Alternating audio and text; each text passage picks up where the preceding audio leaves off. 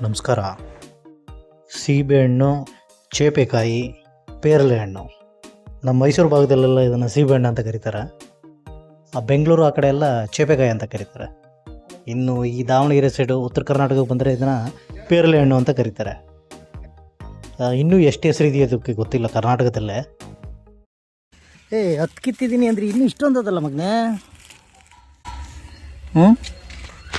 ಗವನ್ ಇದು ಸ್ವಲ್ಪ ಇದಾಗ್ಬಿಟ್ಟೈತೆ, ಯಾವುದೋ ಹಣ್ಣು ಅಕ್ಕಿ ತಿನ್ಬಿಟ್ಟೈತೆ.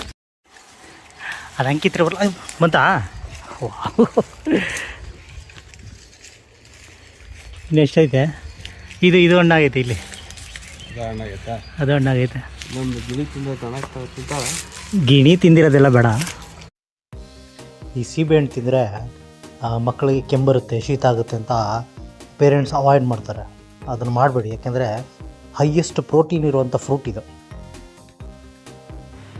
ಫೈಬರ್ ಅಂದರೆ ನಾರಿನಾಂಶ ಜಾಸ್ತಿ ಇರುವಂಥ ಹಣ್ಣಿದು. ಫುಲ್ ಹಣ್ಣಾಗ್ಬಿಟ್ಟೈತೆ.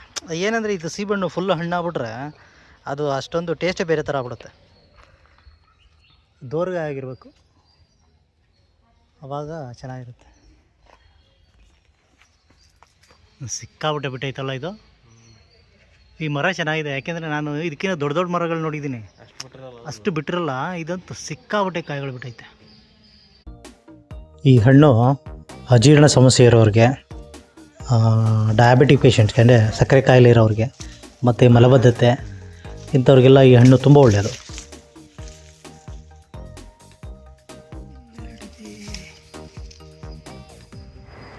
ಸಾಮಾನ್ಯವಾಗಿ ಅಸಿಡಿಟಿ ಅನ್ನೋದು ಎಲ್ಲರೂ ಕಾಡ್ತಾರೋ ಪ್ರಾಬ್ಲಮ್ಮು, ಗ್ಯಾಸ್ಟ್ರಿಕ್. ಈ ಹಣ್ಣು ತಿಂದರೆ ನಿಮಗೆ ಗ್ಯಾಸ್ಟ್ರಿಕ್ ಕ್ಲಿಯರ್ ಆಗುತ್ತೆ. ಅಂದರೆ ಸಿವಿಯರ್ ಗ್ಯಾಸ್ಟ್ರಿಕ್ ಆಗಿದ್ದರೆ ನಿಮಗೆ 1 or 2 days ಬೀಜದ ಸಮೇತ ಅಗದು ಜಗದು ತಿನ್ನಬೇಕು. ಹೊಟ್ಟೆಯಲ್ಲಿರೋ ಖಾರದ ಅಂಶ ಎಲ್ಲ ನಿಮಗೆ ಮೋಷನ್ ಮುಖಾಂತರ ಕ್ಲಿಯರ್ ಆಗಿಬಿಡುತ್ತೆ. ಅತಿ ಹೆಚ್ಚು ವಿಟಮಿನ್ ಸಿ ಇರೋ ಹಣ್ಣು ಇದು ಸೀಬೆಹಣ್ಣು. ಮತ್ತು ಈ ಹಣ್ಣು ತಿನ್ನೋದ್ರಿಂದ ಸ್ಕಿನ್ ಗ್ಲೋ ಆಗುತ್ತೆ.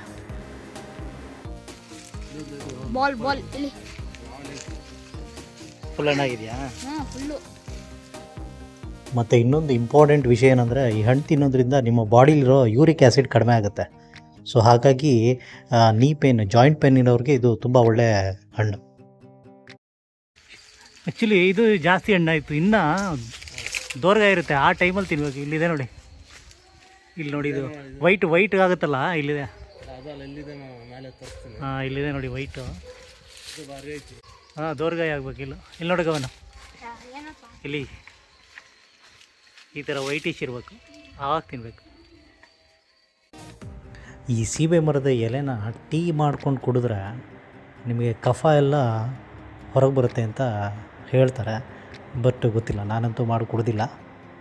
ಅದು ಎಷ್ಟು ಮಟ್ಟಿಗೆ ನಿಜ ಅನ್ನೋದು ಗೊತ್ತಿಲ್ಲ. ನೋಡಿ, ನೀವು ಯಾರಾದರೂ ಟ್ರೈ ಮಾಡಿ, ಅದೇ ನಿಜನಾ ಹೇಗೆ.